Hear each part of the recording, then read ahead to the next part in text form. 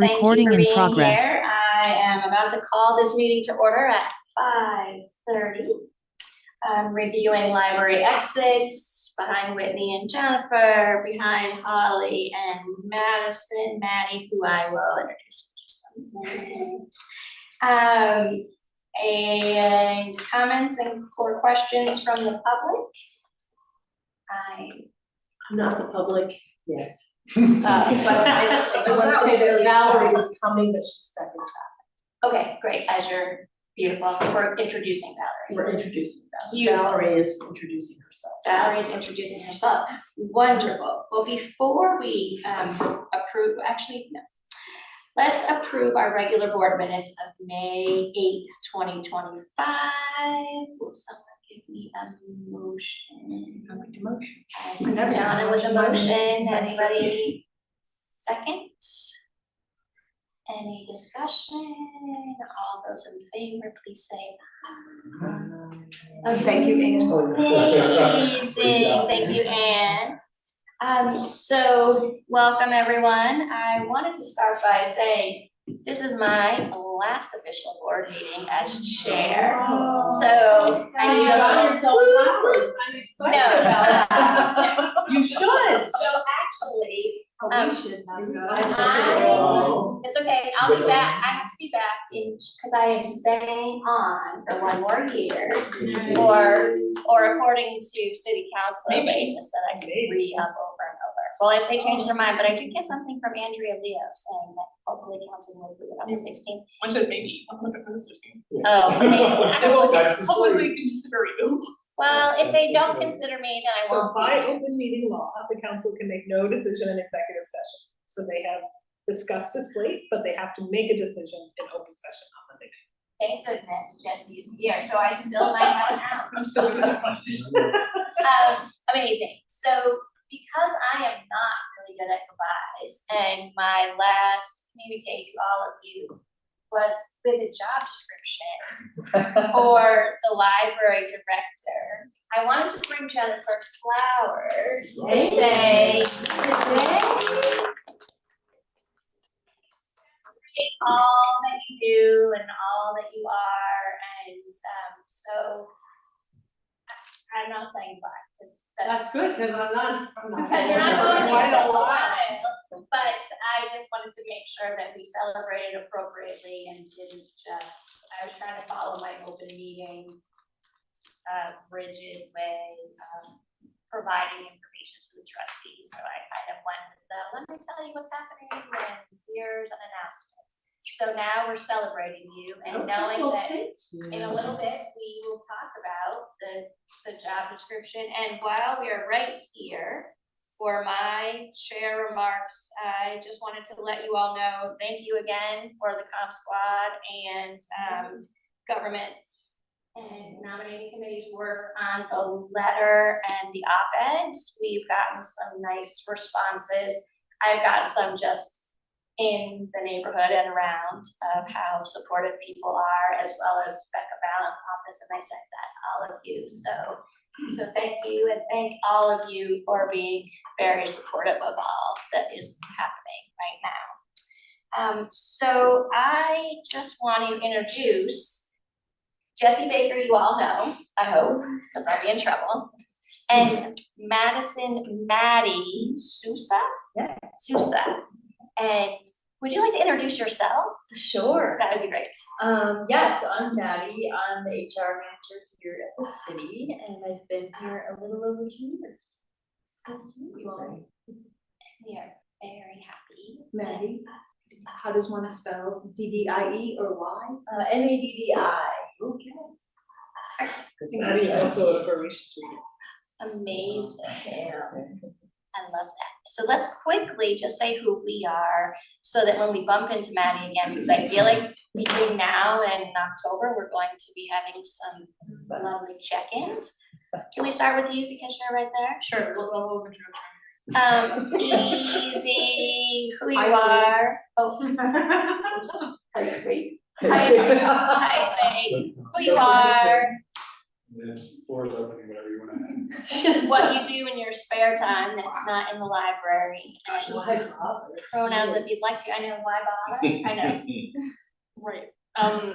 About semantic notes. My name is Polly Victor. I am the chair of the communications committee, and I will hopefully be renewed. But I'm an English professor at UVM, and my pronouns are all the pronouns. You can use any pronouns. No problem. Which is Makes amazing. it so nice. It It's does. very chill. It Because makes I don't care at all. So easy. Stacy Payne, I am the chair right now. Who knows what will happen at our next meeting? We'll wait and see. And in my other duties as assigned, because I call this my fun job, I shouldn't say that on a camera, but I work for UVM Medical Center, College of Medicine, College of Nursing and Health Sciences, and the Cancer Center and the Children's Hospital, helping to do fundraising for that organization. So I get to do fun everywhere, and this is a great way for me to wear lots of different hats and advocate for lots of different people. So, and I'm really glad you. Hi Maggie, I'm Margie Black.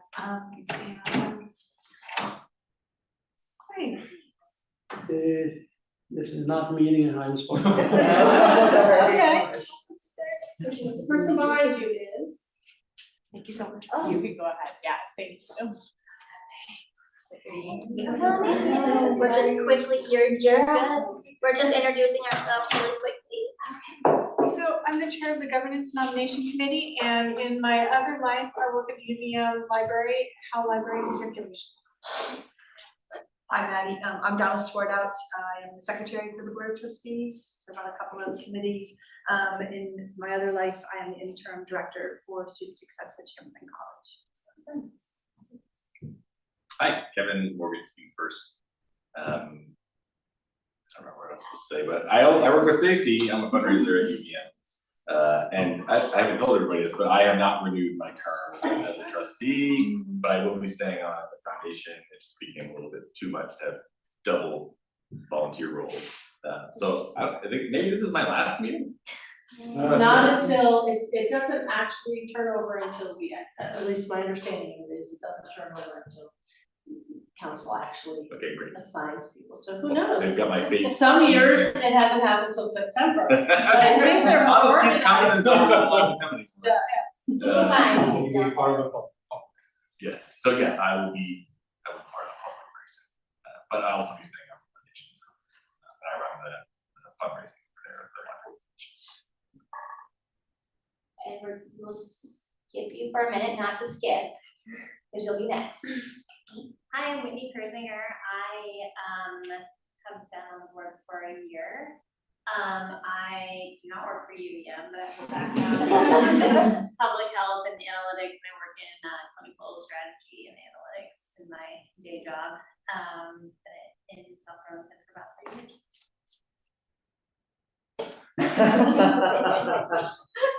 Get used to that. I'm Ted Lensky. I'm currently the treasurer and vice chair of the library board. I'm a retired manufacturing director for industrial manufacturing, EM. And I've been on the board now 5 years. Amazing. Since I got here in 2020. So That's also the treasurer of the foundation. I'm treasurer of the fund. And incoming president of this. What's that? You can't say It that. goes- Sorry. It depends what the board selects next month. Does it need to vote? We're in the hopes that Ted will be the incoming chair, so we'll see. Yep. So I'm Anna Malone. I am on Margie's governance committee, and I'm also on the foundation board. And I write and update a legal treatise on trademark law.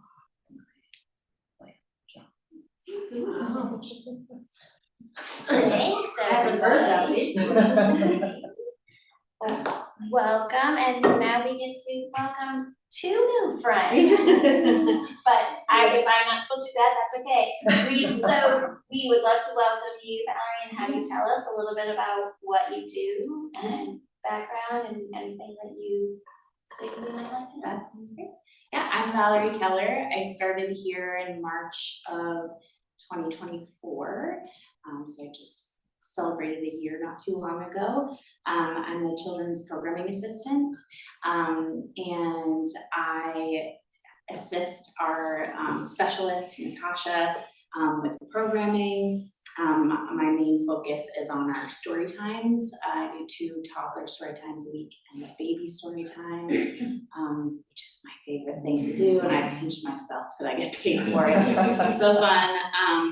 And yeah, I also do a lot with the general upkeep of like the wiggle room, and I am doing I just finished a project that I was working on through a leadership program that I did through New England Library Leadership Symposium, and putting out some new book bundles, and also selecting some Yoda boxes that are going to start to circulate at the library too. Cards, which are like this really cool box that plays audiobooks, which we're excited to make things more accessible to the public for those who prefer an audio experience. Can you say the name of it one more time? Yeah, it's called Yodo. Yeah, and it's wonderful. We have one at home. This is my kiddo Penny. And how old are you? We're gonna be 4 in July, so very soon. So I have a lot of practice. I test all of my puppets and things on Penny and get very honest feedback. Yeah, and I adore it here. I've loved being here before this. I was at Georgia Public Library for 2 years. That's where we live, is in Georgia, Vermont. And then before that, I was a preschool teacher and with infants through 2s for about 10 years, and then a back injury had me in administration for about 10 years in medical offices, and then I found the library, which is like the perfect marriage of both. Yeah, and I love it here, and thank you for allowing me to be here. So I usually do the trick question of how can we be helpful to you? As we are here and many hands make strong work, so is there anything top of mind or in the future? Yeah, that's a great question. I think I am always impressed with what comes out of the board meetings. I try to follow them as best I can in terms of being diligent about policy review, especially with, I know that you all did that early, hopped on that for what's due through the state in July, and have been going through a lot of that with my local library about just the importance of continuing to review that. Yeah, and to check in with, I think you all do such a wonderful job of checking in with Jennifer and the staff. I know a lot of you because I see a lot of you, which is sometimes rare in libraries, so I really appreciate you all showing up and introducing yourselves, and yeah, just continue what you're doing, I guess. It's a hard question. And they're doing touch a truck, so yeah. Yay, thank you so Not much. enough.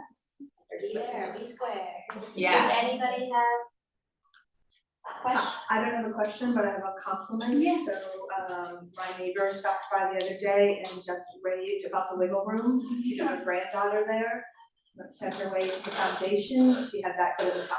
That's so great. Yeah, we are Kudos to so lucky to have that space. It's really impressive. Yeah, and I think that that makes us an incredibly accessible library, and I think that's really important. And it's fun to see it being used in all kinds of ways and building community. Like I see that firsthand, watching families getting to know each other and continuing to come, and they meet each other here at the library, which is really cool. So thank you. Well, it's much appreciated, and I don't know if it's allowed, but there are things on the table that could go in your direction if you would like that to happen. And I have a feeling that you may need to leave sooner rather than later. Yes, I promised a snack. We appreciate it. Thank you so much. Yeah, thanks for having me. You too. Thanks for coming, Valerie. Make sure you put it on the time sheet. I will. Always. Uh-oh, I have, Yeah, where's Matt? oh, you got it. Thank you, Maddie. Yeah. Okay, so I'm very cautious with this one. Any individual that judges. Holly will eat them all, but, no, oh, I'm so sorry. I didn't mean it like that. Stacy, shame. Okay, for the number of times I have said I was going to mute everyone on Teams meetings, thank you all for doing that, because I just did. I'm just getting the party started. Okay, thank you for always getting the party started. Yeah, she just keeps, she just keeps. No, that is a good thing. You don't have to be. Okay, thank goodness this may be my last meeting, just saying. So, committee reports, I'm gonna keep saying it over and over because I have to like get it in there. Committee reports, Squad, do you have, you don't have to do a real report, but what we're up to in June? Touch a drug. It's on Saturday. We will be touching drugs, others will be distributing books like we did last year. We have, Whitney sent off, you wanna tell them? Yeah, I sent an article to the other paper about audiobooks for the summer and road trips. And yeah, we'll see if it gets published. One about accessibility to the library did not, and so Jennifer put it in City News. So it was in there. Yeah, the last one. 2 weeks ago. Yeah. And we have no meeting this coming week because it would coincide with the Juneteenth event at Veterans Park. So we would like to instead invite you all to come to that event. And I will probably take your picture because that is what I did. Yeah, so yeah, well, look your best, dress to the nines. That's and then we'll meet again in July and start thinking more about library cards. Oh, nice. And the park events start in July, right, not in June? Oh, yes, Is good the point, Samansky yeah, one sorry, in the South Burlington night out, I think Ted's doing the first one. No, No, August sorry. 22nd. Are you talking about? This is No, sorry, art in the Thank you. park, sorry. Samansky, so that's me and Donna. August 22nd. on June 27th. Yeah, sorry, Donna and Stacy are June, Anne is July, Ted is August. So June 27th at Samansky Park is the first one. July 25th at Goose Park, and then August 22nd at Baycrest Park. And the expectations of this event? I believe that the library staff is going to be doing the heavy lifting and you are going to be smiling and chatting with people. Okay, I can do that That's right. for There's about gonna 2 be- hours. There's gonna be registration for summer reading, and there's gonna be raffle tickets for the prize, and then I think there will still be giving away free books. You just need to show up. I can do that. Thank you for reminding me that that's happening. Thank you, Holly. I can do. Marty, you're next. Okay, so Um, thanks to Anne's Eagle Eyes, we're still making sure that we're getting all of the ages correct throughout the policy. So just a couple minor changes. So you can see that obviously the deleted is what we're getting rid of, and we're changing with the highlighted, so waiver And we only user put- agreement. Yeah, we only called it waiver once and it was user Yeah. agreement throughout the rest of it, so we're changing it from Yeah. waiver. As long as you don't care. Yeah. And then farther down, you can see that all users under 18 may be required to, we're changing 16 to 18. And then there's one more change. Do you wanna read the whole sentence up there? Oh, I'm sorry, yep. All patrons under the age of 16 must get a parent or guardian to approve their use of the studio by signing the recording studio user agreement. All users under 18 may be required to be supervised by a parent, guardian, or responsible adult while using the studio. If a parent, sorry if it's clear, if the patron code of conduct cannot be followed, independently. And that's kind of just if they need the policy, they can pull it out if there's an issue. And then for a patron under under 16. Under 16. The patron whose name is on the reservation will complete the recording user agreement. For a patron under 16, a responsible adult must sign the user agreement and they will be required to be present at with the child if asked by library staff. That's fine. So that's our motion, is that the board approve these edits to our recording studio policy. Oh, I have actually Any a questions? Yeah. Sorry? Oh, so you define children as under 12 here. Yep. Later you use the word if the child to refer to people under 16, so I wonder if it'd be better to change it to person. Ooh, is it later? Is that the next one? Missed that one. To be present with We the should child. change it to youth. Oh, Yeah, here. under, yeah, the child is, as I don't, I don't know if there's anywhere else we can define child in a particular way. And in the, Well- at the beginning, when we do, we give an Yeah. overview of the youth child, like there's definitions, so you're not wrong, probably. yeah, we could But do. The user? We just use user earlier, it says it's patrons, just repeat that. Okay, So approve with edits. so approve with that edit and to approve that to patron or user? Users. User, okay. Alright, so that's the motion on the table now. Are there any other questions? Did you wanna say something? No. And Second. second, okay. Okay, other questions? All those in favor say aye. Alright, thank you. Thanks, appreciate it. Thank you. Okay, 10, finance. Finance, the committee did not meet, nothing new to report on the financials, we look at the end of the fiscal year. I guess it's the end of this month, right? Yeah, you don't have the Rory stuff to report? Oh, separate, I see. You didn't meet Nothing as a for the group. Right. Met with circulation specialist Rory, and a couple months ago, we talked about old debt. Sat down with her, she did a lot of really good work, so kudos out to her. Okay. She did some really nice stuff on it.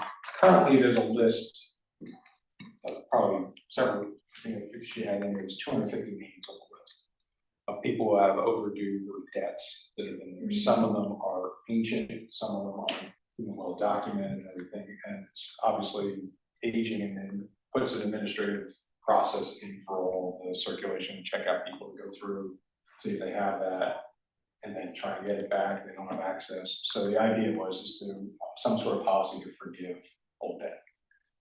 So we sat down and came up with, together, we want to throw out for discussion here 3 points.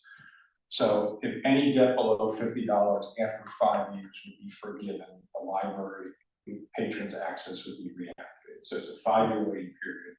If their debt is below 50, that debt will be waived, and then they would be reactivated after 5 years.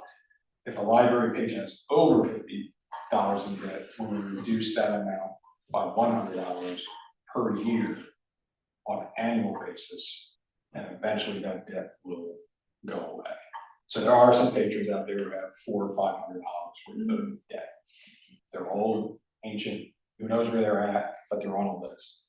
So that, let's say it's $450 annually, just one time, we'll knock $100 off that, so it becomes down to $400, then $300, then $200. So it's still gonna take multiple years, but eventually they would work it off by being reduced at a slow pace, so that will allow library access.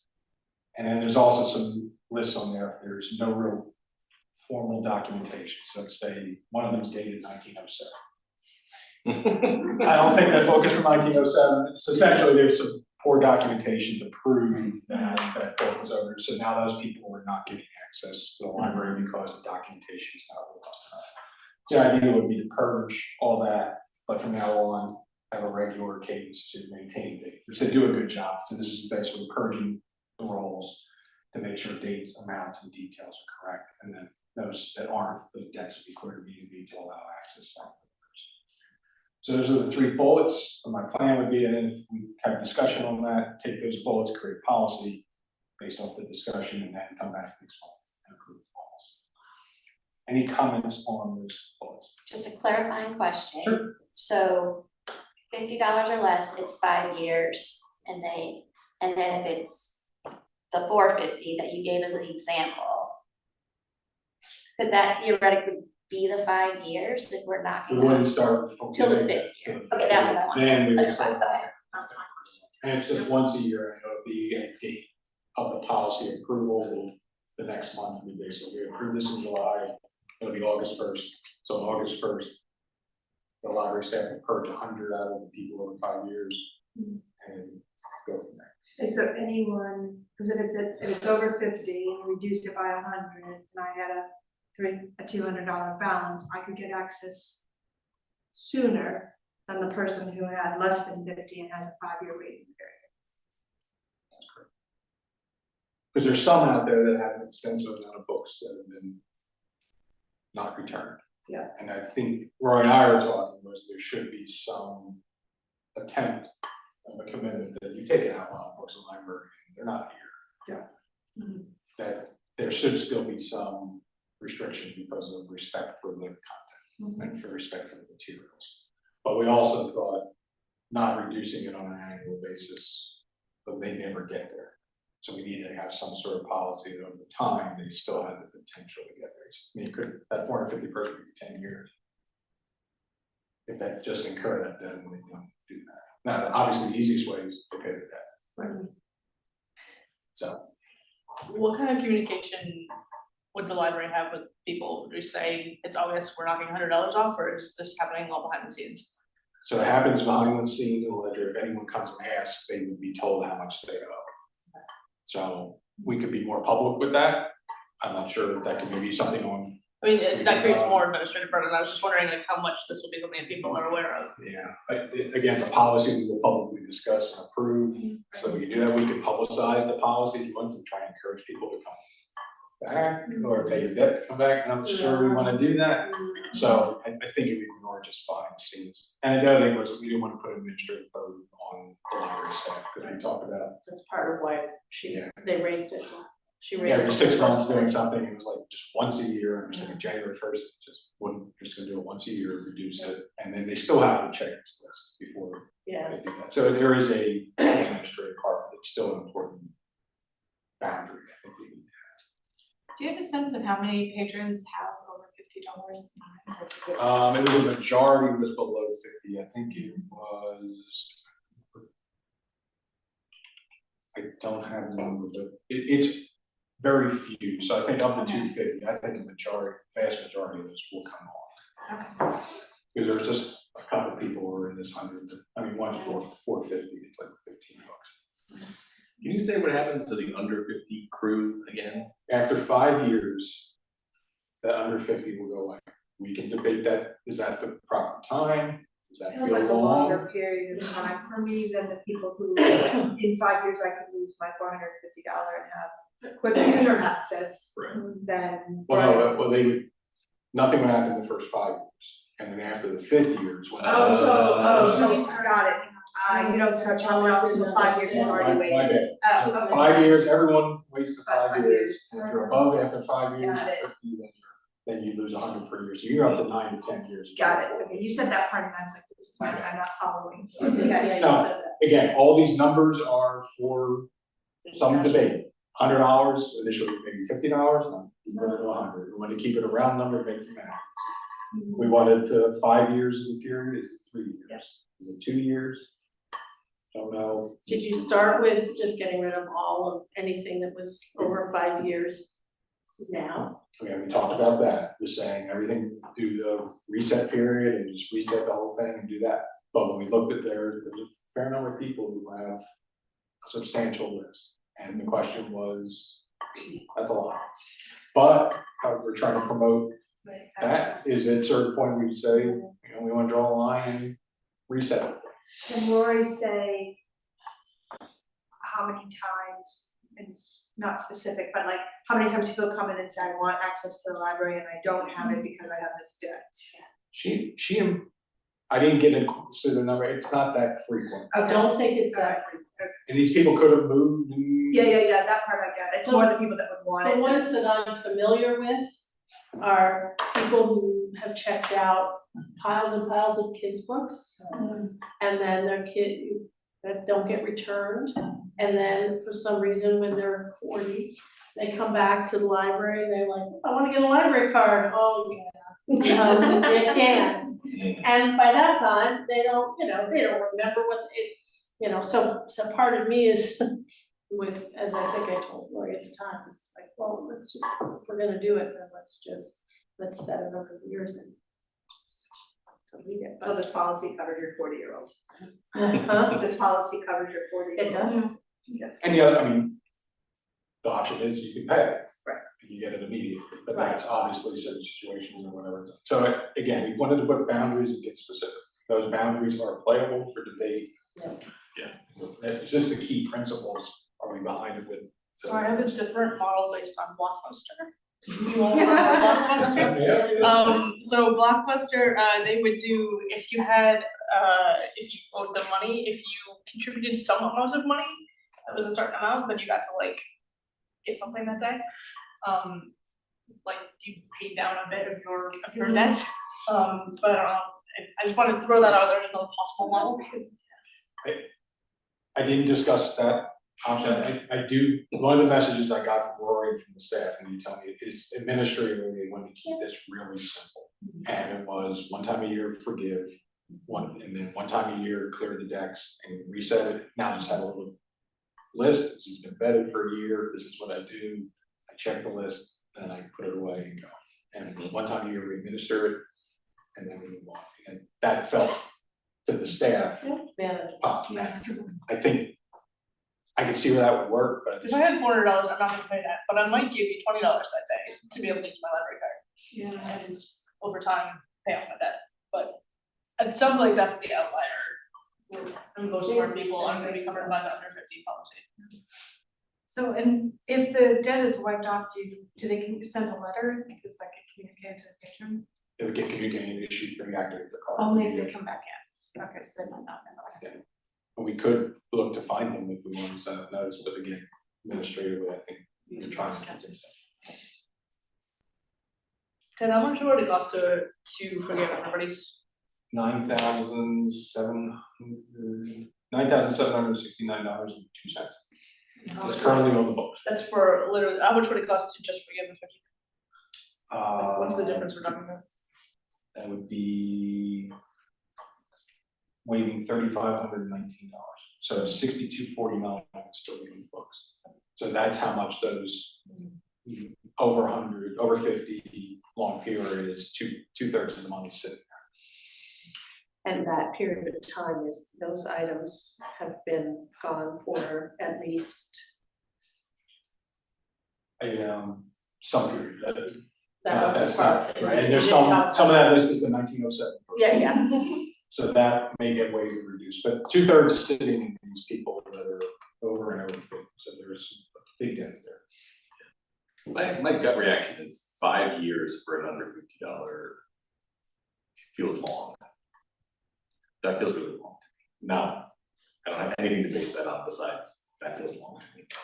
It feels like a year or two would be like, you learned the lesson. Now, whether that's true or not, I don't know, but I think that's a reason, I think, again, it's a number, it's administratively simple. If we're trying to, I think going 3 or going 2 could be a reasonable compromise for a reasonable standard, and we see how it works. And how much do we project that we'll actually get? I mean, this isn't about the money, right? It's about like a consequence. It's really about for staff it. time more than. I think there's a little bit of excessive, are you being Yeah. punished Right. because you didn't pay that for a long time? Maybe we promote it by saying we want a shorter period of time, so you're kind of lack access. Cause I mean, if it's one kid's book that's $20 or whatever, that feels tough to buy a kid, but my wife gave a book away to the local thing thinking it was a regular book, not a library book, but $35. I came and paid it, obviously I had the means. Yeah. I think that's the issue, is the means aspect. Are we penalizing people who don't have means? If a person gets on the list where they're not allowed to check out books, can other family members check out books? Cards are not linked by family because we haven't done that. Okay, but children's cards have to be sort of co-signed by their. They do, but Parents. they're not linked, and they can, if a kid's card under 12 says you can see who the parent or guardian is and how to reach them, but they're not linked in a way that if you're overdue, that the kid can't check out or vice versa.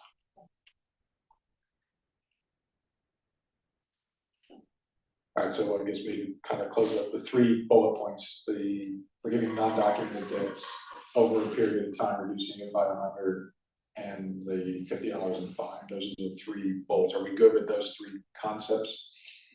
Yes. Okay, so we got the concepts down, now is the numbers. $100, 5 years, $50, are those numbers need adjusted?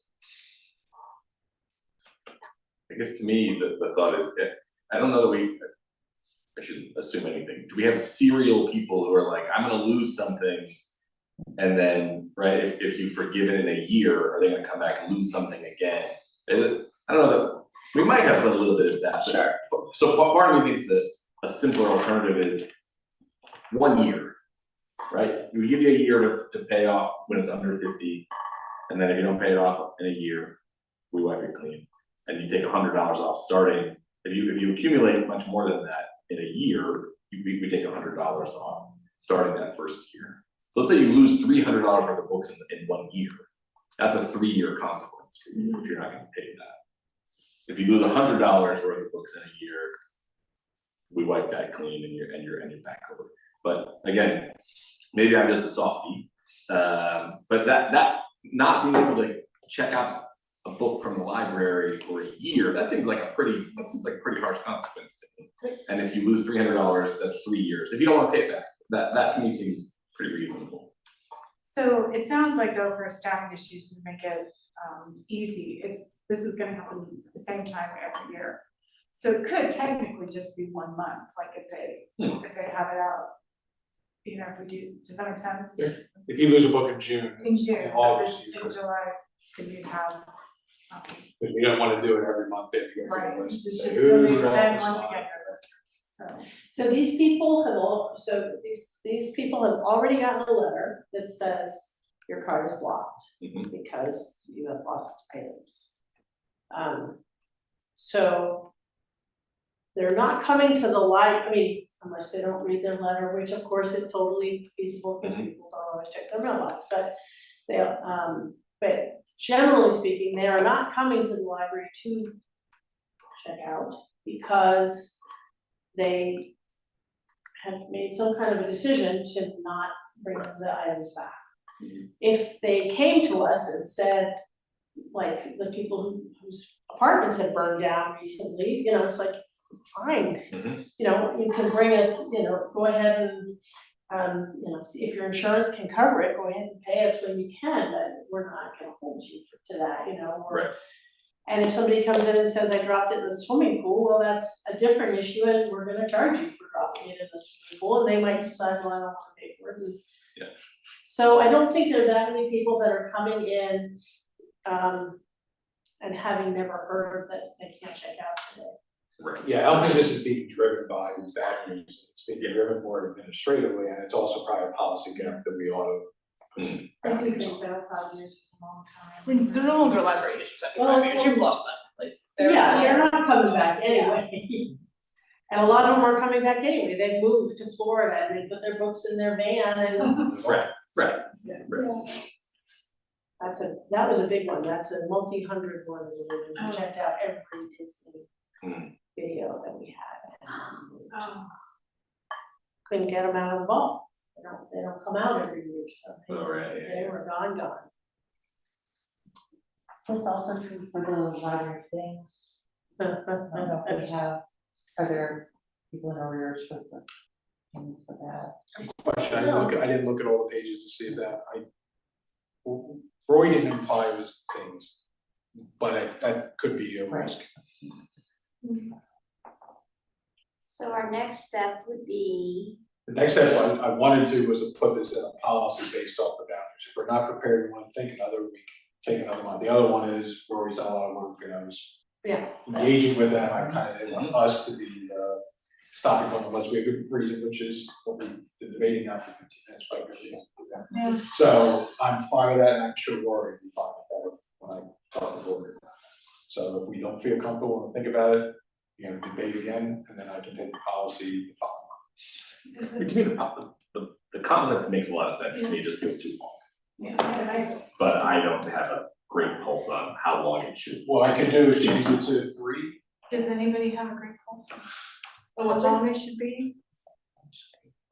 I think 2 or 3 years. 2, 3. Why don't I do this? I'll take 2 with the other boundaries, draw up the policy, we'll bring it in, for a month to think about it, we can make an edit. As we did on the other policy, saying we want it to be one at the next month, so we get it out next month. Yeah. We can do that.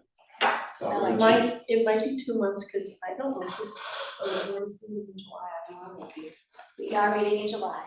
Then yes. So 250 after 2 years, $100 annually, and come back and those. Would it be less complicated to have both numbers be 100? I don't know, you were saying. Oh, yeah. But when you said, so there's the 51s and there's the ones where like, I like the round numbers, but like what if they were both 100? Does that change our numbers a lot? Yeah, that, so if it's 100, then. Just, if it's 100 or less. Maybe You just have to make sure it's like 100 or less, and then 101 cent or more, so to make sure you don't leave it. I'll do this, I'll look at the data, Okay. and see if it makes a If difference. it's not less complicated, then Then we just go. Perfect. I'm done. Thank you. And of course, because I have issues with my numbers, and you have a South Burlington Library Foundation report, and I'm totally putting you on the spot. That's okay, no, I was ready, I have not been ready, I'm like, wait a minute, I know what I'm supposed to do. I just met with Jennifer, we're working on an application for the Vermont Community Foundation for a grant for Vereen Harris, who's a Vermont-based artist and storyteller, and it's a 3-piece series in March. So the application's due June 30th. And our spring appeal made $7,200 as of now, and we have, including that amount, we've made $26,000 this fiscal year. Great. So, High five. Good numbers. Yeah. Okay. Nice. Whatever it was, yeah, we're having a blockbuster spring. Yeah. Just for context, last year we raised about Oh. Yes. we also wrote on a little. Yeah. We wrote on. On the annual, we did 26,000 annually, last year we did, It's hard for me to disaggregate because we've got some other gifts, about 20, I mean, it's still. Yeah. And above budget. but yeah. Good job. Amazing. Any other thoughts, Anne? Okay, Jennifer, your director's report, do you have some things, All right. exciting things you wanna tell us? So my time and energy has mostly been spent on staffing. So the exciting thing I have to tell you is that the last Monday of June, we have our children's librarian, Erin, is starting part-time. We'll work part-time through July, Mondays and Fridays and some Saturdays. And then in August, we'll be here full-time. What is Karen's last name? Yeah. Yeah, I'm gonna let you know. Excellent. Davison, thank you, Davison. For you, yes. It's gone. And she's coming to us from Norwich Public Library. And we're really excited about the energy that she has and is gonna bring to our leadership team. So that's good. We briefly lost our full-time children's specialist, but she changed her mind, so now she's gonna stay, which is really good for us. Because having Natasha around is, people are happy to have Natasha around, myself included. Kelly and Natasha. I know, it was gonna be too much, so that's good. Mira and I are we're reviewing candidates for the still vacant adult specialist position that's been open. I don't know what's happened, but anyway, it's been open since January. I think, or at least that's when we first put it out there, and then I don't remember exactly when it happened, but So we think we've got some good candidates and we're excited about that. Any indication why it's taking long and lack of candidates or lack of attractiveness of the position? No, I don't think, well, we advertised it once, we interviewed and we did not end up with something that works, so then we're having to do it again. And then I think too, there've just been things that have gotten in the way, you know, being out of town and so then whatever, it just feels like it just can't be out behind. And we're looking forward to doing the rec programs with them today, this Saturday and beyond. And Valerie and Natasha and I meet regularly, because now I'm the children's librarian. Yay! I get to go in and make whatever decisions. So that's, you know, that's kind of fun. Those are my roots. I used to be a children's librarian when I started, so it's kind of fun to be down there. And that is really all that's on my mind to share. Great. Summer reading. Yeah, it's happened. So, and there are flyers at the end of the table. Please put them up wherever you can. Most of them are Juneteenth related. There is one that's just general summer reading. Summer reading starts officially on Saturday, adults, teens, and kids. So pick up your bingo card and your little bag. There we go. Oh, everybody is on it. And enter to win. Awesome, thank you. I will say I talked to Mike and Mira as I was coming in today, and they are really enjoying, well, Mike or the Mira, the new staff space, because it's stand-up desks and more open, and I'm not calling it the right thing. What is it called? Yeah, it's the workroom. Okay. The adult services workroom. Okay, Mike's very happy with the fact that there's more openness. It does feel and much better, and that is thanks to the foundation. so if you have a second to walk by and see it, that's great, and just say hi like always. Amazing. Thank you, Jennifer. Thank you, Stacy. Okay, next up, we're going to let Ted and Jesse and Maddie talk about the library. Can you project the job description? I sure can. Do I have to do something for you? Or he joined the meeting? I could do it. Okay. So, I think everyone got a copy of the library director job description. So, maybe Jesse, between you and I, to walk through maybe the process we're gonna go through, let's have some discussion about that.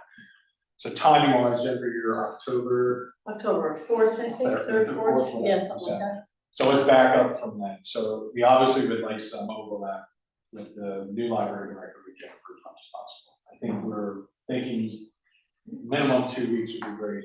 A month would be. No, I think we're not. I think we're thinking a minimum of 1 week and 2 would be ideal. So let's work on 1 and 2. So that gets us to the middle of September.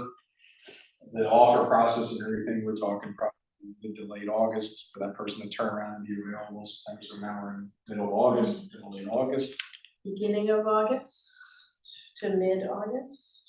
They offered by turning. Yeah, good. So that means we start interviewing in late July, first wave, second wave, right? Is that what I'm feeling right? Yeah, I will say that this is going to be very challenging for staff because it is going to run right into the police chief hiring process. So interviewing will be a little impacted by that at the end of July. So obviously we want to get the job description, we want to put it out for Monday is when we want to begin recruiting. So today is to finalize the job description. We would meet afterwards, Jesse, HR, Stacy, myself, finalize everything. It's really good that position, we will finalize it today. So we can get that looking ready for tomorrow to get it out Monday. So it's going to be a pretty tight schedule. Now, I'm in the search now that I'm hiring for, so. and that's obviously to try and get as much of the goal is to get as much of as possible. If not, that's why we wanted the timing of this meeting was critical to start beginning this process. Jesse, We had talked about 2 waves of interviewing. One would be a first. It'd be It'd a be a first. first cursory look by HR and everything at the candidates to kind of do an initial vetting. If we're doing the first round of interviews, would be for the candidates, would be members of the library board, members of the city together. The second final interview would be Jesse, the chair of the library board, and a couple other people that we can have a discussion who might be other candidates. That one we talked about was the Parks and Rec. No, Yeah. that's the first.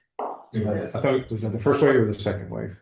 Go for it. Okay, so some people like that, other members of the community, so some teams that we try to identify as to who would be part of that first wave and second. And surveys to foundation board and friends of the The library. other one was obviously while we're doing the beginning of recruitment process and job description, it needs to get input from the community. The people or the groups that have interest in working with library, which would be the Friends of the Library, the foundation, and obviously the community. How do we want to solicit that feedback? So there's multiple components to this that we need to discuss today. Can I add just one sentence? So I think for me, the important part here is, we are following our HR protocol about hiring any department head, and how we bring our municipal colleagues into that conversation. And that you as the trustees are handling the public engagement and other stakeholder engagement. So we will do listening sessions with staff and we will bring our other department heads into the process, but we're looking to you to help bring those community voices into the process.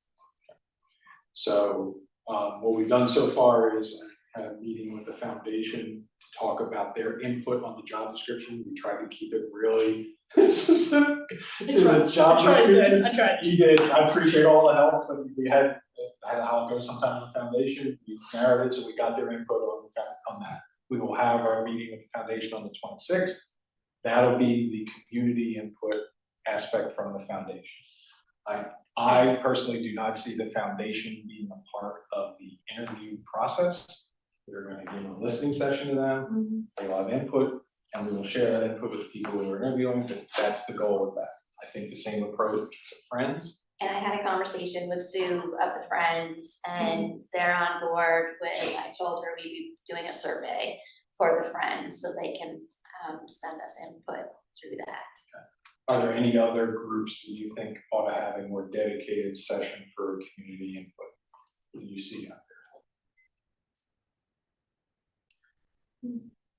Okay. I think the other thing, and forgive me if I just missed this and the names of things went back and forth, but I think the intention was that the July U meeting would be kind of an open forum of the community and advertised as such, so that you could hear from anybody. So I think, was there any other specific group we needed to target?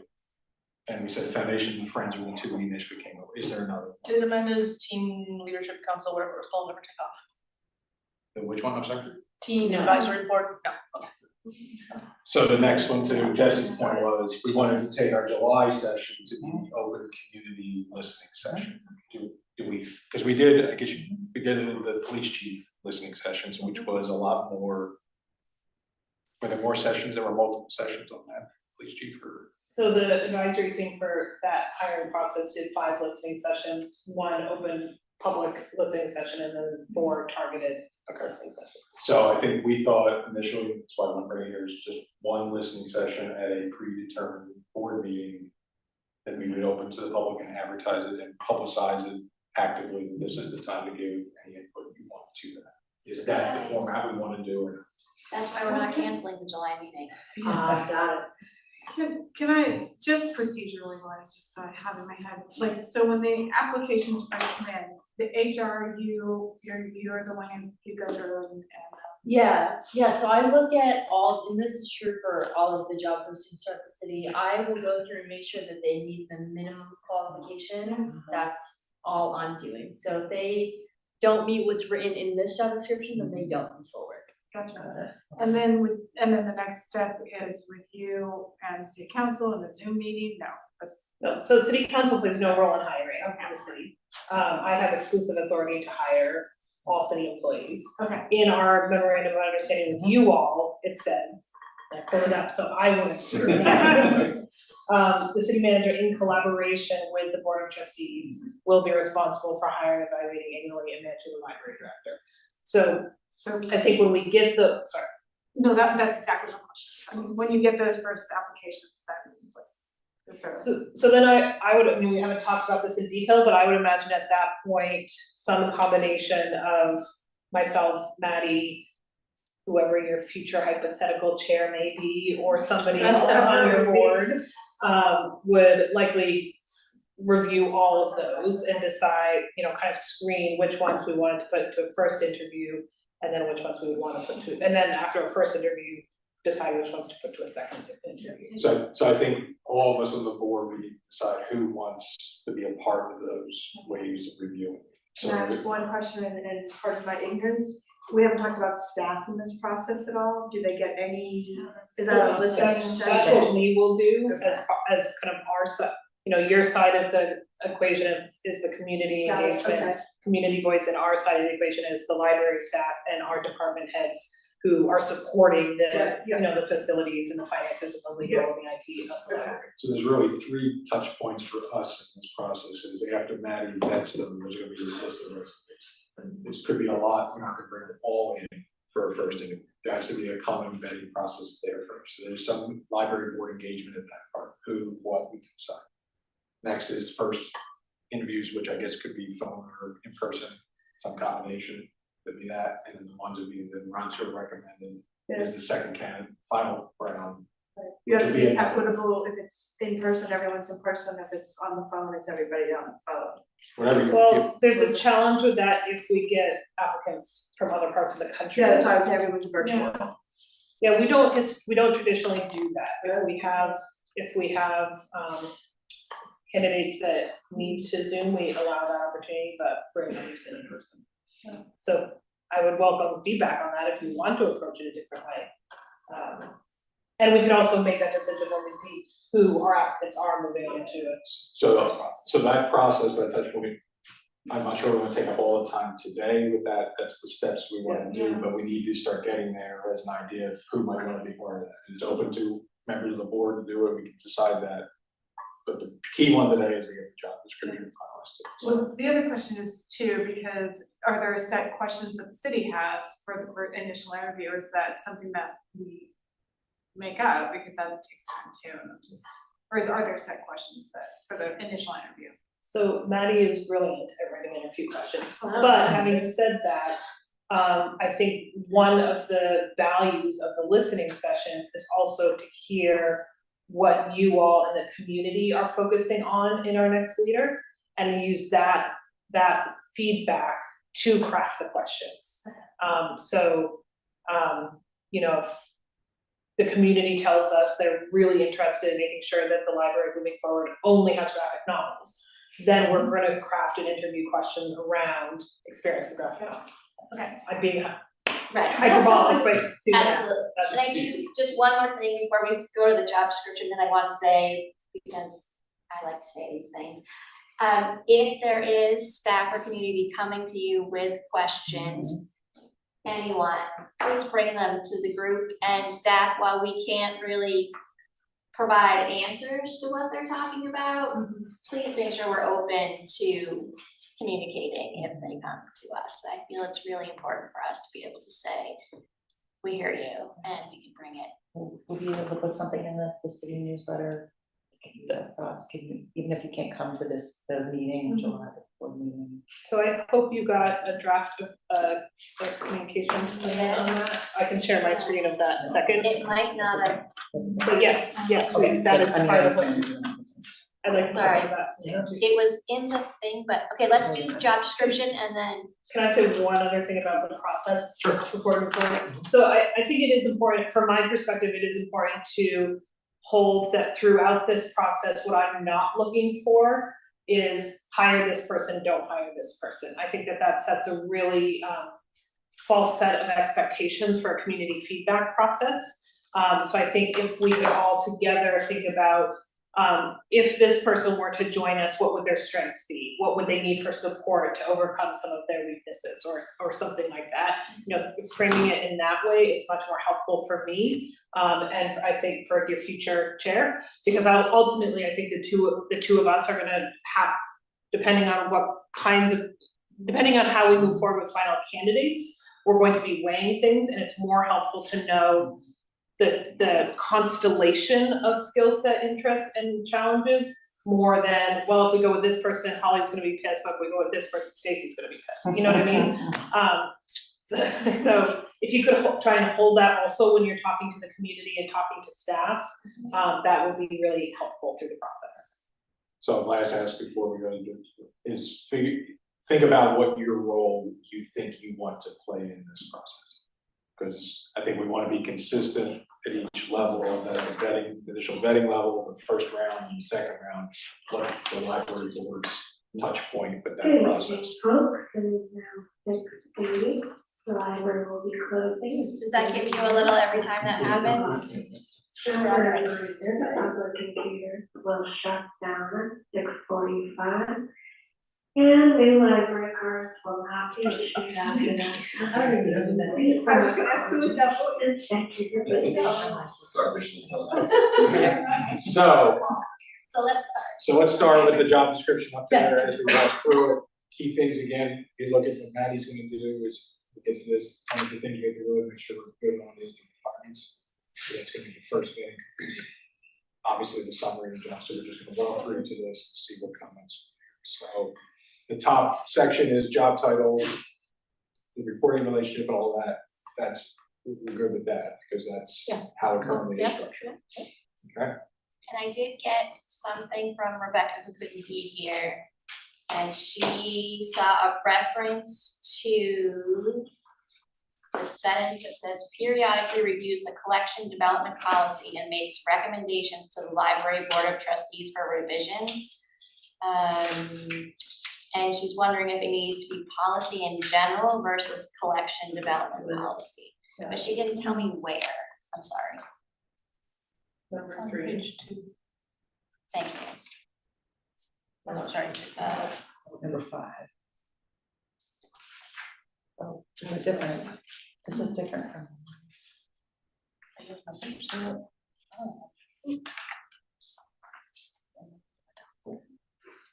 Oh, I see, 4 is. What was it again? Periodically reviews collection development policy and makes recommendations. Saw this reference. Oh, hold on. Wait, hold on, wait. I totally, that is not what she said. Well, she did say that, but she said she saw this specific thing around periodically reviews policy in other job descriptions. No, it was just that one space in the Yeah. I'll circle back to that. Top. Okay.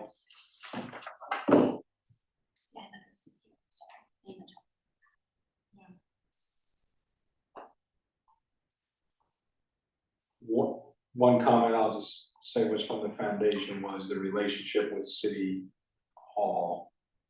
Do we need the relationship between the library director with the city and the library board, does that need to be emphasized anymore, or is it implied enough in this, that relationship is? Does we feel the library director from reading this candidate from the summer would understand they have essentially a dual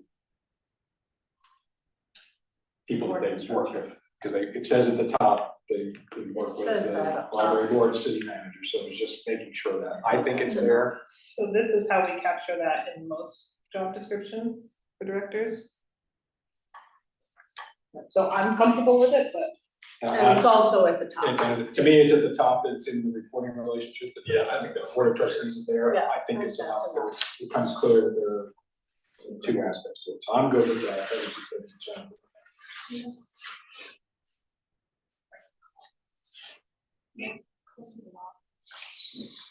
So are we good with the job summary?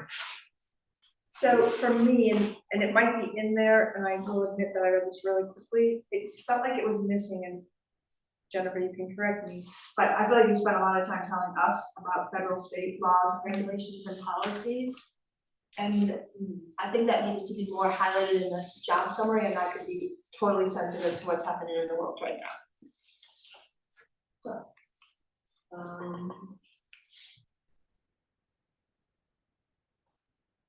I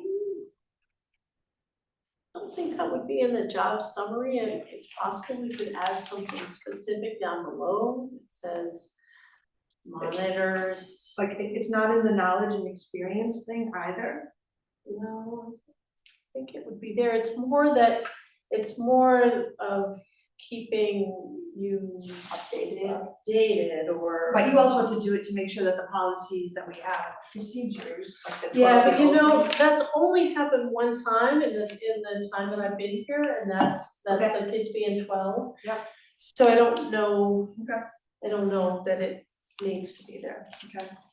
And then the only other thing that was missing for me was anything on diversity, equity, and inclusion, and a sense of belonging and a welcoming of all, which I feel like is a very important part of the job and what the city is trying to do. And maybe we don't want that in there because we're not supposed to do that anymore. No, that's not us. That's you. Oh, okay, we're not supposed to do that. on college campuses. Academia is not supposed to do We're it. doing it. Yeah, so I said this at the foundation meeting already, but I'll say it again, there's no link to the strategic plan anywhere in here. Yeah. Which is a place where we talk about, seeing people reflected in the. Yep. So I think, to me, that's important enough to go somewhere in the job description, whether it's a link or something else, because that outlines our priorities, and it's the next 2 years. Yep. So. But we don't want to just like be right out and say it, like, we value belonging and welcoming and all of those things. Are you all making edits to this paragraph, or are you speaking in general? I was speaking in generally, I feel like it's, for me, these were the two things that when I read this overall thing, it felt like something, these were the things that were missing for me. I don't care where they go. I just think we should have So them. maybe we said, the job summary as it is, let's make sure at the end of this conversation, you feel those things Yes. have been checked marked. Yes. In the job summary, there's an A, B, C specifically, whether all those concerns fit, or we're good, so we can move. Because part of it, I think that is, are they gonna see any of that language in anywhere else in the application process? Or do we have to capture every, you know what I mean, like, if that says it on the city website and, you know what I mean, like, if there's sort of those blanket statements already there, but like, we don't need to include in the job description, but if it's not. I'm kind of with, sorry. Introduce myself. Yeah, I know, thanks, I know you. Just because I think, for a library director, libraries in general, I think there's an added level of welcoming, belonging, that isn't necessarily, I don't know, I don't wanna say it's not important to other jobs, it just seems so embedded in this job. So let's try to capture that in a. Could we edit Essential the 9th point on page, I don't know, page numbers, second page, point 9 is about interacting with the public. Could we simply modify that to say welcoming, creates a welcoming environment, it's open to all? I think it is its own point, because it's not just about the public, it's about. And it's hugely different. When I was hired, it wasn't a thing. I mean, it was, I'm sure, you know, it was kind of a thing, but it was not what it is now, so it needs to be somewhere. So I think we're leaning right out at a bullet point in qualifications. Just doing it for you. Yeah, and Jesse, I really attribute that to you. Like, I think that's been a part of your message to the city. And so if we are hiring someone, I think some of that needs to be there.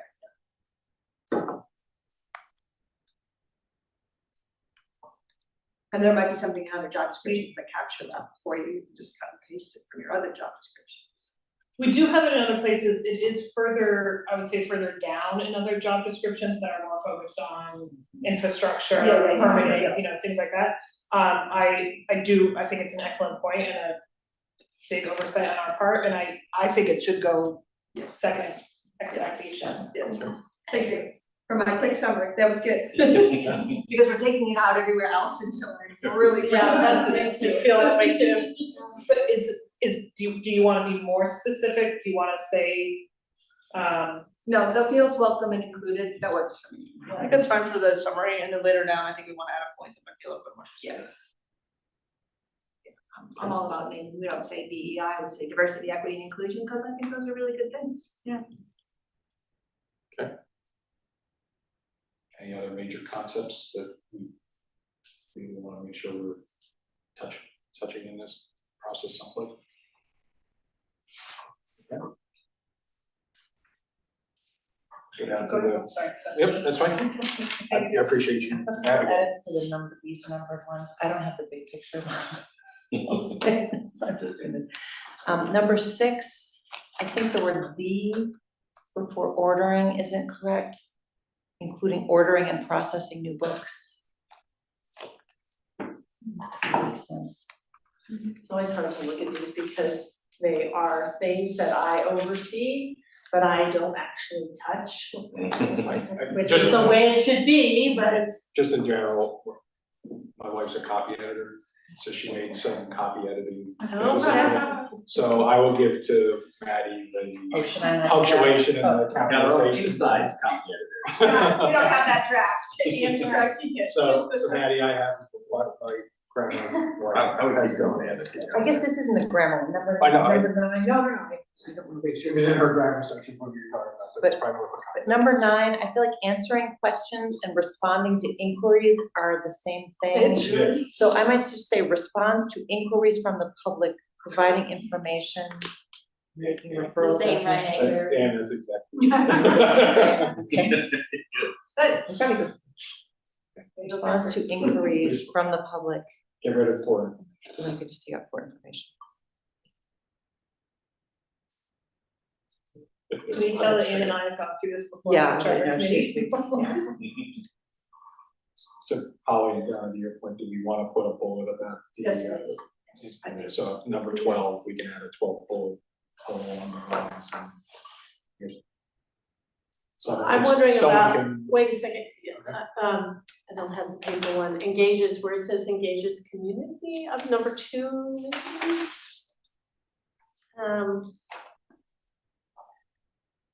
Yeah, I wonder if number 2 is a place to.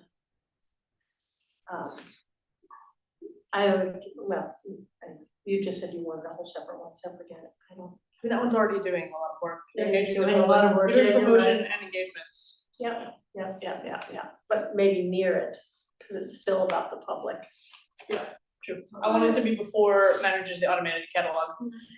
I think that it's a more of a big picture point, so. I would agree. I don't want it to be number 12. I think the last question is the ordering part, was the one I was gonna get to, so get them all there and then let's order them in appropriate weighting, so that's fair. We can put it right at the top since we know it's gonna be. How would you like to capture what that essential function is? Madonna, what do you want to say? I'd like to go to many websites and just put it back in. I will be honest, I didn't give it much more thought than it needs to be in there, so I wordsmith it. I will return to my writing. It's our strategic plan. Yeah, that's just think about the Yeah, strategic so in strategic plan, number 2 is all community members will see themselves reflected at the library. Subpoints, library staff will actively invite people and organizations from diverse cultures to create and participate in programming. Library staff will purchase and maintain collections in which all people can see themselves and learn about each other. So something that captures people seeing themselves reflected in programming, collections, services, helping out here too. That works.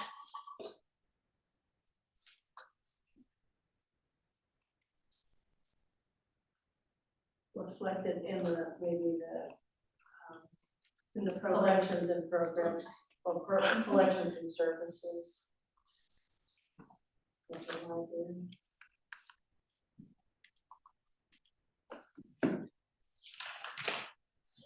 Thank you. You okay? At wordsmith. Lovely, yeah. Yeah, we already did the strategic plan for that, so.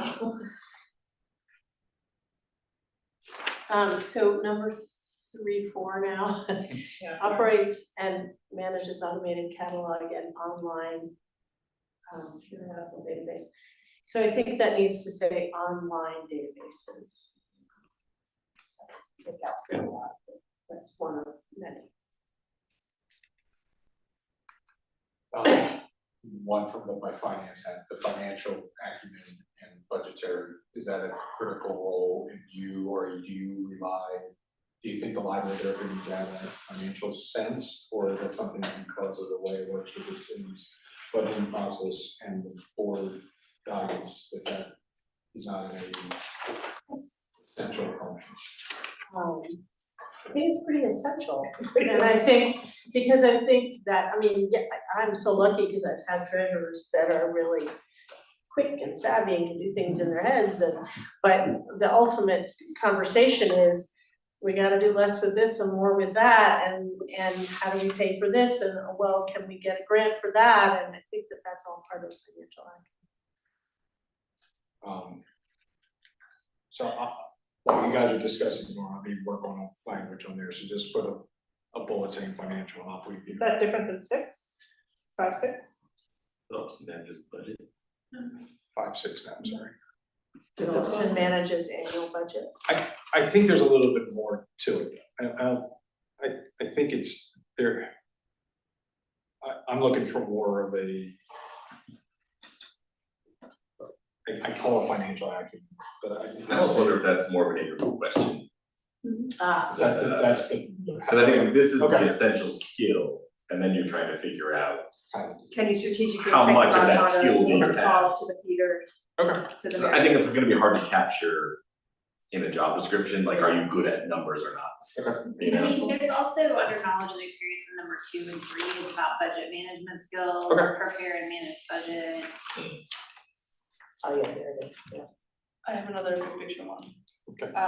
In the strategic plan, we have the library will work to eliminate barriers that limit access to program services and collections. Enhancing spaces and programs to equitably serve people with disabilities. I don't think that's captured anywhere in this. Unless it's captured under what Jesse just added. I think it's okay in number 3. All- Because it's all all members will community see members. But it's not just about seeing themselves reflected, it's also about removing barriers, yep, Yeah. totally that. Yeah.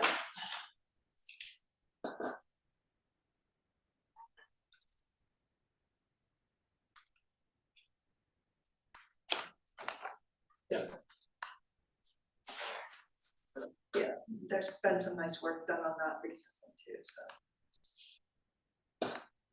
Sure. Nice. Yeah, all might be a big word. Because that's impressive. Wow, if you do that, you become do my job. Another one, this is feedback again from Foundation, was the interaction with groups like the Friends and the Foundation. That was a big picture question for me, and I didn't know if that was too specific, but I When think you say community and everything, is it important to highlight that the this foundation. library director, there are some specific organizations that have roles currently? Well, that would be 7, 8, Yeah. right, serves as liaison to, I don't, Do we need to carve out, are foundations and Friends of Library, are those important for a library to know in advance, and that's a key interaction? It has or is extra meetings. right, well. Or is that something in there that the community and the board is enough to believe that they know what they're getting into? So, it doesn't mean that the library director has to go to all these meetings. For years and years, the children's library went to the Friends meeting. Because they funded their stuff and they have that relationship, it just means that we have to, that we have to have cordial relations. I think the foundation is an interesting being because members of it are in this room, so, and then they take information back, but I don't know that all of the current foundation members feel that that's enough. So But if this is specific to a liaison, are you really, like you're just saying, I feel like the director is working with the trustees are liaising to. We're trying to make life easier with the director. Right. That's true, yeah, it's lovely. But you just said like funding requests and stuff. Yeah, absolutely. Serves as a liaison to the library board of trustees. and collaborates with Collaborate. the foundation and the Friends of the Library, I think is the way to go. The foundation also had some feelings about the word liaison and whether that was appropriate if you're also reporting to the board. I wondered about that as well. I don't know what it means, so I don't know what, I mean, I don't know what the problem would be with it. Yeah. It's the language we use for other liaisons to committees, so I think that's probably why we included it here. For other, you know, Right. other department heads, no other department head has a joint reporting structure though, so. And again, Holly and I were at that meeting, it was more about a listening session, I'm gonna bring these forward. Do we say I ex don't think officio? it needs to get, I think it's covered enough that we don't need to address every one of the foundations. We would have been there a while. But could we That say, way we went a Let's see little if too this makes it better. or could we say ex officio member, you don't vote in our meetings? Yes, you, maybe that's too, And we could go for works closely or something if we wanted it to be more. I'm okay. Okay. I think I've represented the concern enough. Yes. Okay, I've represented the concern. It's in there and I can point to it and say, it's.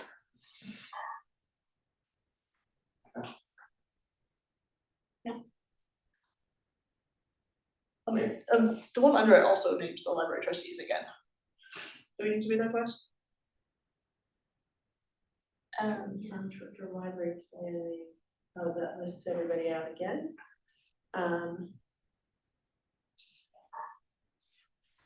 I think in the planning side, I think it's okay. Because it's focusing more on the planning aspect of it. and like we're all planning together versus collaboratively. And that's probably collaborations, I think it's okay. So I'm gonna go back to number 8. Ted, you are comfortable with liaison. I get that Jesse is, right, because that's in other city documents. But I think this is a more unique relationship. And if I'm a new director and I'm only liaising with the trustees, I don't think you're doing my performance review. Do you wanna say reports to? No. So I don't wanna say reporting, that, right, because right. that Right, will that's get the- murky with HR, Yeah, that's right. our adopted city HR policies. Yeah, What if we cut 7, 8 and added the foundation and friends to 8, 9? Like it acknowledges the existence of those groups and says that you work collaboratively with them, all of those people. So you're saying we should just say collaborates with Foundation and Friends of the Library, get rid of the first part of it? No, I'm saying cut 7, 8 entirely. Add foundation. And then foundation and friends of the library to the next one. So that now you do long-term planning or whatever in collaboration with all of these entities. Cause I feel like the function of this seems to be to let the person know that they have to work well together. so 8, 9 seems like it's really all about planning, whereas some of what happens is I report to. I mean, even though I understand why we're not using that word, but you know, my director's report is to inform you of what's happening, and it also gives you a chance to say, oh, I see what's happening, wait a second, what about this? Could you do like shares information with and conduct short and long-term planning with all these groups? Like, I think liaison, just from potentially the word liaison, and I also don't feel like these need to be two separate things. I think they're two separate. I do think they're things, too though. separate, Yeah. What if it was, so one of my fears of undoing liaison, and this is from a committee fear, other committee fear, not you guys fear, is this is this job description is my tool with you all to manage a future employee and make sure we're very clear about what the expectations are.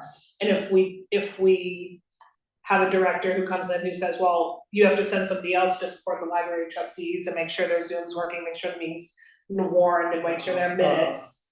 That's what I'm trying to capture in the liaison word. So it could say, supports the library board of trustees. Cause you're thinking of it from when you just described all of that, that's administrative stuff, that's the Yeah, warrant. Open meeting law, Yeah, all of that. knowing you all, supporting you, making sure that you feel engaged in library and citywide conversations, making sure that part of the kind of community cohesion is working. And that would go back to, in the box up at the top, they report to. And that, okay, I see what you're saying. Should we just say serve as administrative liaison? Yes, but it's more than. Yeah, I don't. Well, but it already says they report to us. Yeah, that's, So we don't like, we don't need to that. spell it out again. Yes. Like, I don't think there's gonna be anyone who's like, well, I don't care about you guys, right? Like, it says in the very first Line. page. You're it right, I'm says- sorry, I skipped down to this, and I was like, wait, no, okay. Yeah. Fine, I could have. Okay, I'm good. I think it's good. I mean, this is also something that we can clarify for the person during the interview process. Yeah, totally. So now we need the language, because I think we all just confused Jessica.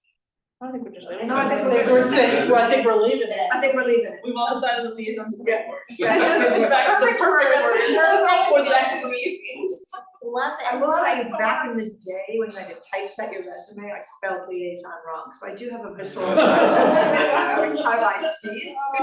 Okay, can we zoom down to the minimum qualifications? I thought that. I'm okay with them, but I feel like we should at least look at them. I had to read this 4 times to Yeah, I- understand. Yeah. I continue to be confused by this. So is it, so master's degree or related field required, plus either 8 years of relevant professional experience, including planning and management, or equivalent combination of training? Like, I didn't understand, is this an either, Yes. either I'm with you. plus, and then at the semicolon, is that an or, like it's? Yeah, because Maddie, how are you gonna vet these without having? I think there's multiple sentences here. Yeah, You there can is. break it Yeah. down and just say master's degree in library science required, period, and then you can say something else, right? But plus Yeah, either so- of these 2 things? So Or- everything from master's degree to Yeah. here, I think, yes, that can be wordsmithed a whole lot better, because there's like 3 Yes. nesting eggs of qualifications, but this section after the semicolon, it's much more wordy here, which I think might be fitting for the library. But basically in all of our job descriptions, we say equivalency considered, so that if somebody doesn't have a master's degree, they have a bachelor's and then a whole lot more experience, that still counts and they could still be in the running. Okay, so that's an or. And do we the whole need year. to do that? Is that required? Because I would rather it be someone with a master's in library science. I mean, just asking. Yeah, No, better equity That part's and required, but the diversity 8 years Yes. is the ladder. It's I the know 8 years that. of experience. So I would keep it. So the equivalent refers to that entire previous numbers, so, not just to the 8 years, it's That's- the oh. degree, Thank you. any combination of equivalent thing can override part 1. That you just, that you deem to be. yeah, so, and it's not what Maddie just said deems to be, it's very mathematical actually, so it's, my HR philosophy is usually a 2 for 1, so for every 2 years of experience, it counts for 1 year of a degree. There's always nuance and wiggle room to that, depending on the position. So depending on what you all decide in number 1, you know, the type of degree, and then the amount of and quality expertise of experience, I'll take that into consideration when I'm looking at them. So if somebody has been, you know, I'm just gonna throw it, like the library director of the city of Portland in Maine, and they have a bachelor's degree, they've been doing that for 25 years, I'd say, well, they're probably qualified in some regard. Depending on what their resume says, you know, it could, something like that. To put you all at ease. Did I put you all at ease? Well, so the first part is master's degree, 8 years of experience, 5 years of supervisory experience. Those are all Three required. bullet Right, so like, Those are all required, yeah, or, or some other equivalency. yeah, okay.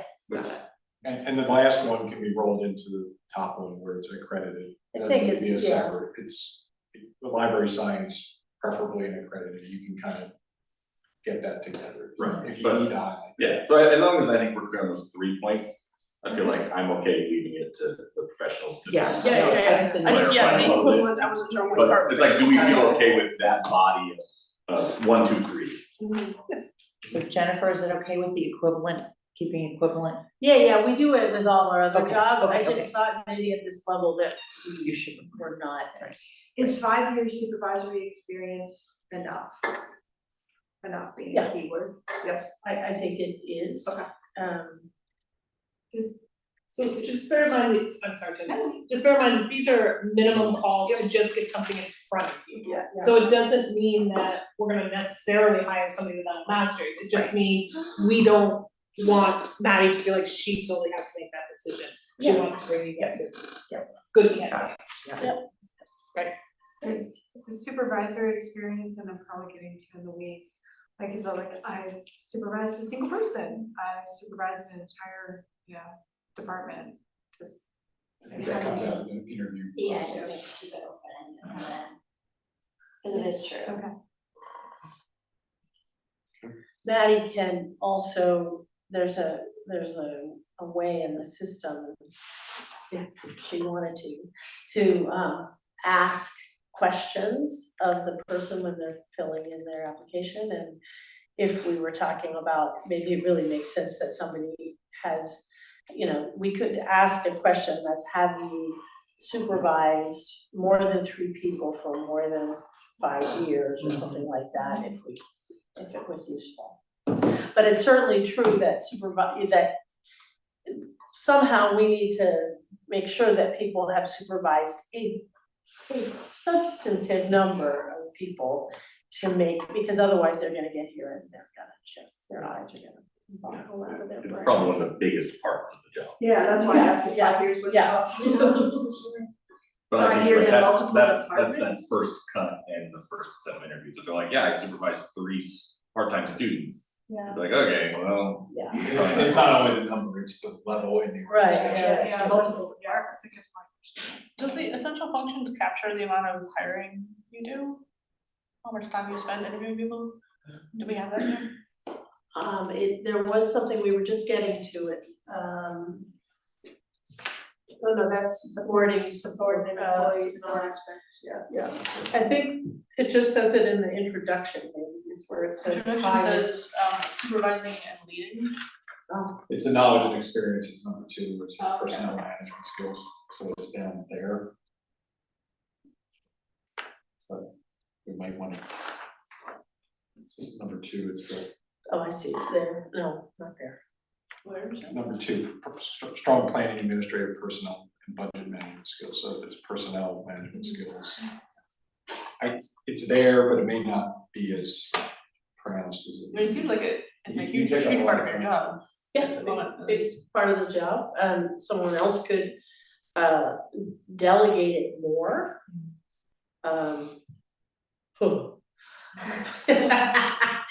But yeah, I mean, ultimately it is, because we wanna make sure we've got a team that works well together. I'm gonna be part of the essential function. Supporting the hiring of qualified. You wanna have that, you want it listed, is that what you're saying? I- Is that what Holly is saying? The amount of people you've had to do, you do spend a lot of time. It's true. And whether the future one delegates that to their staff. Is that why I'm so tired today? Is that in other job descriptions for the other city leads? Is there something there we can just defer to you to say something about hiring staff? About like having expertise in that expectation, not off the top of my head, but I think that's because we have, in theory, an HR department that's their expertise and that's their SME. We don't in theory have an HR. In theory, an HR person. So yeah, I wouldn't wanna put that expectation necessarily like enshrined in the job description per se. I mean, this is your time for feedback. But I think the goal at the end of the day is to not have so much hiring because everybody's staying.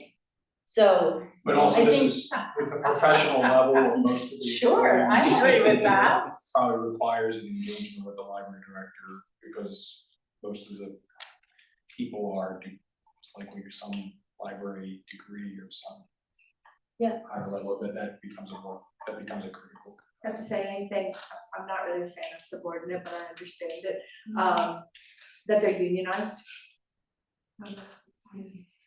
Like I think I would, in my life now, would not take a job where I'd have to supervise unionized people, although I thought support unions altogether, but it just really makes it, having worked at a private college, I'm very appreciative, so I'm just throwing that out there.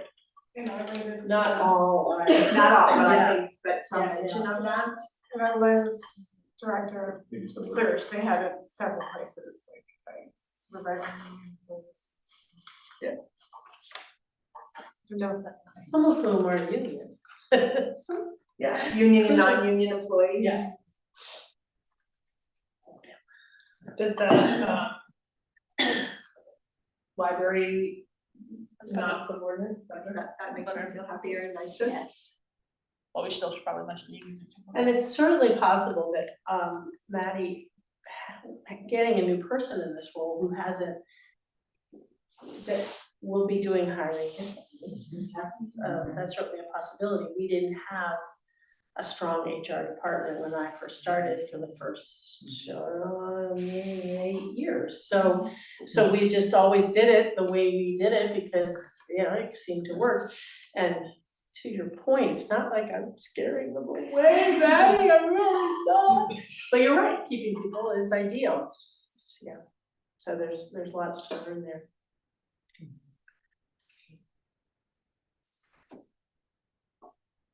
Alright, so qualifications, we went through, we're good there. We have core amount of requirements, let's look at the knowledge and experience and see if anything needs to be carved out. Do we want to put anything in that list about, maybe it's interview, kind of working closely with other departments? Was it there and was it in the description or is it? Supports the coordination of activities between all the staff and other departments in the city. Thank you. Yep. Okay, qualifications, yes. I think the knowledge and experience section is a lot of just restating what the qualifications are, that's fine. But I feel like a lot of it gets captured in both areas. I don't have any particular feedback on the knowledge and experience section.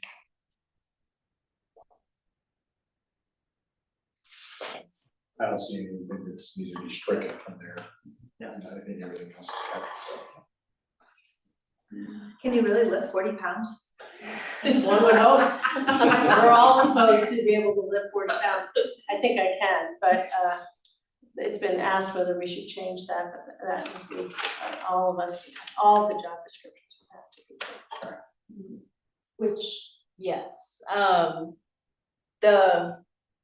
the physical abilities is in the process of being revamped, so don't worry about that. Any chance, Ted, that your wife made any changes on the internal Working conditions? it's the unruly, impolite thing that I didn't wanna bring it up when we were emailing back and forth because I couldn't find better language to use, but. The copying skills, really. We describe that in college as disruptive behavior. Is that part of what you're changing? This part, the internal, because that definitely needs, I thought it had already been. Right, could it be disruptive behaviors instead of unruly, impolite? Children and high school students and all that stuff. Unruly seems. A little. Sounds like what I've been doing in this meeting, so. Yeah. How about just challenging? No, unruly was So take that out. undesirable. What disruptive? Challenging. Ongoing implementation.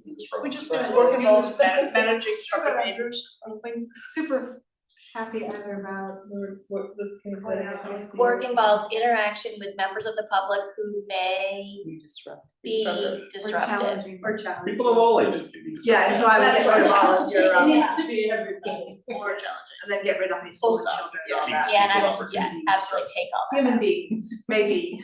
And there probably, I think at this point in time, it probably makes sense to add somewhere that there's an expectation of de-escalation abilities. I don't know if I'm just missing it, not in there. I don't think, That might be an interview question. it needs to be Media that. skills, We, okay. we make it very clear now because we want people to really. I think number 5 That's a real thing. Somewhere in number 5. Yeah, no, it needs to say de-escalation somewhere. Open to all ideas of where. Yeah, no, so It's right there, this Holly's week, pointing to 5. this includes de-escalation techniques. Yeah, just something that it's, I mean, usually not. But I just want it. Hopefully, by the time they have that much experience, they are not gonna be coming in saying, Right, this isn't the first Surprise. Are these people so but you would have somebody, especially if you have Vermont librarians applying who are coming from small libraries. De-escalation might not be part of their experience and it's gonna be a shocker for them. Somebody. Do you think that this is correct, the working conditions says what it needs to say, and you think that people can be disruptive and challenging? Is that? Well, I think that has to be, no, I think that disruptive is, it makes sense to include it.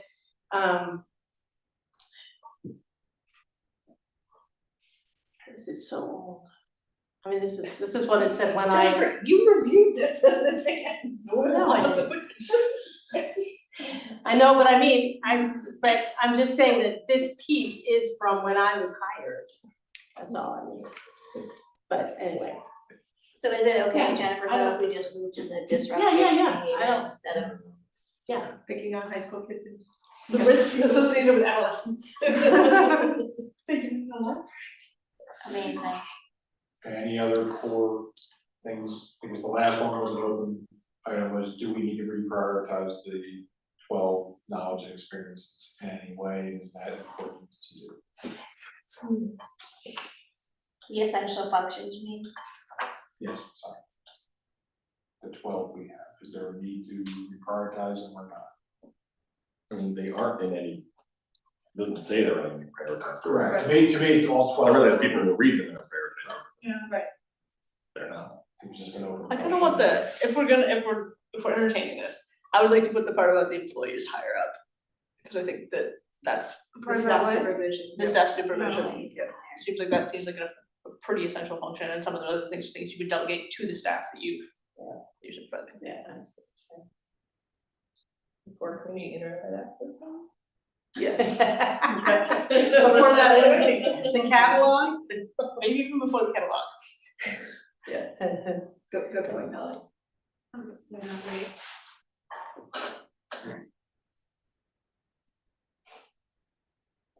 Any other thoughts? I think, I should eat dinner. appreciate all the input. I think This it's is great that fantastic. we're collaboratively working on this, and just shows the strength of the board and the city's support with that too, so thank you, Jesse and Maddie, for being patient with us too. What are you saying, Ted? We debate them. Third night meeting. Well, We any can other do so much worse thoughts than that. before I, amazing. Oh, she's, sorry, are you gonna pull up the, yes, really quickly. Let's save that. I could read it. This is, I've actually read it to all of you, and then I swear I sent it with but it must not have attached. Okay, the city manager, Jessie Baker, in consultation with the Library Board of Trustees, will soon begin her search for the next director of the South Burlington Public Library. Current library director Jennifer Murray announced she will retire on October 3rd, 2025, after 11 years of dedicated service to South Burlington and a career that includes over 30 years of library experience. Congratulations, Jennifer. Jennifer was hired as the city's second full-time librarian in 2014 before the current building was designed and built.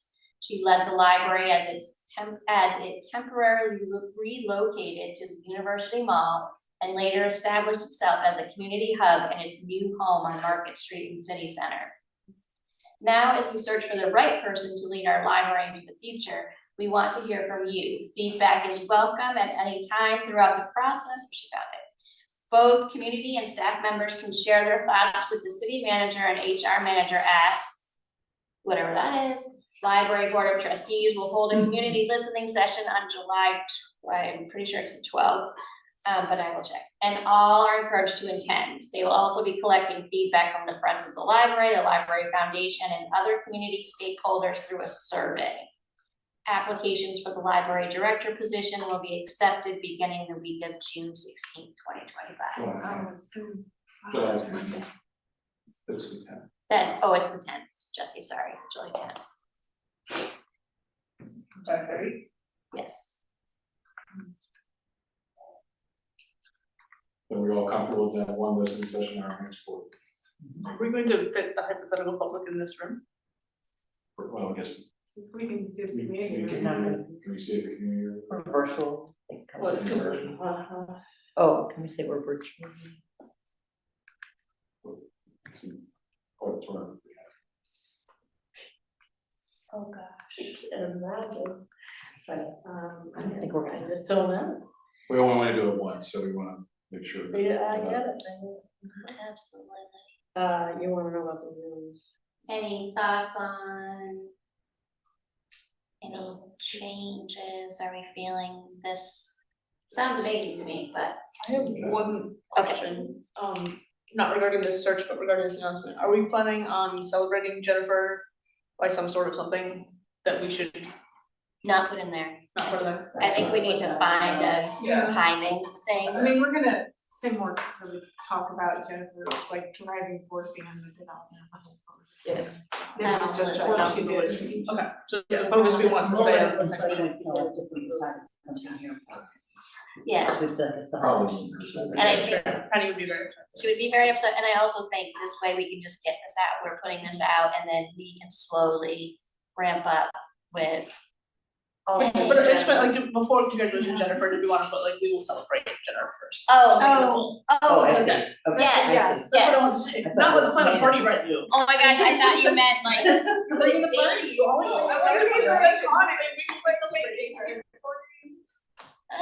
We'll be buying her retirement outfits. Okay. It won't. No, just. Have you started Berlin yet? There's some Berlin now. Sorry? Berlin, it just seems like, it's like the retirement, the Berlin app, have you heard of it? Oh, yes. My brother I works have. for it. He does? Oh, I was happy. Now, I like, I was like, oh, I should have said this, we're gonna talk about this later. totally thought that you wanted us to put a date of a party in there. The fall. Okay, that's beautiful. Any other thoughts? Jess, or We have did one. you have it? There's 3 ways of engaging with the library board, this interview process or review process. So it's after Maddie does the reviews, the first call to determine candidates for the first interviews, doing the first interviews and second interviews. Are there people here who want to be in any part of that process? Don would like to do. I mean, it's some.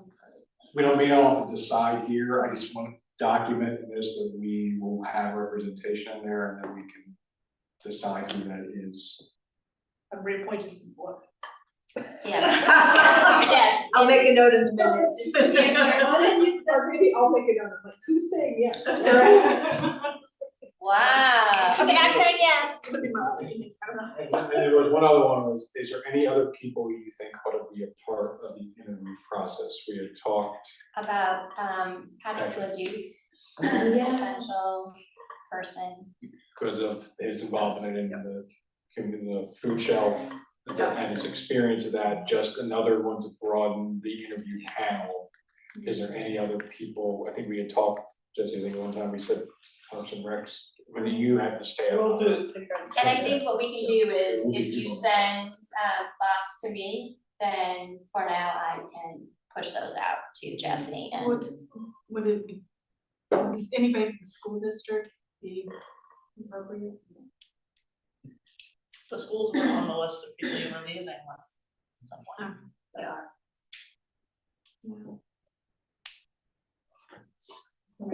Just to manage expectations here a little, Maddie, do you have an opinion for a director level position like this about the size of the interview panel? Are you asking about Good actual question. interview panel? I'm just saying who are, Do you want to talk to?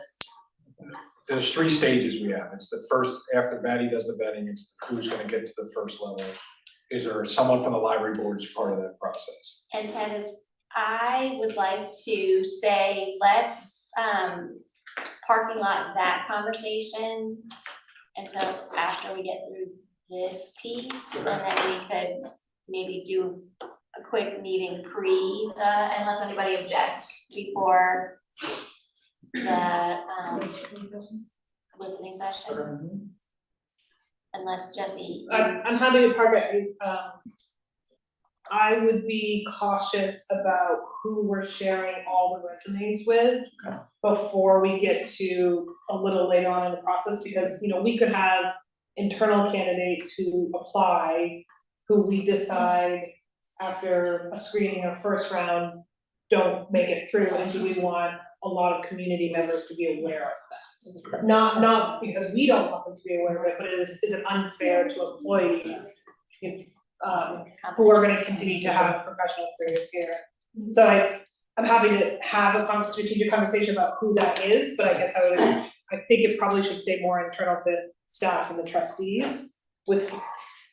And then I would do like what Jesse said, the larger, when you have your finalists, then I would bring in Patrick and some others because of what Jesse's saying, because there could be internal candidates or peripheral internal candidates to the city that it is kind of dicey. But just for clarification, the first round that Maddie does, like the ones who don't meet minimum qualifications, we won't see those go all, like anybody on them, right?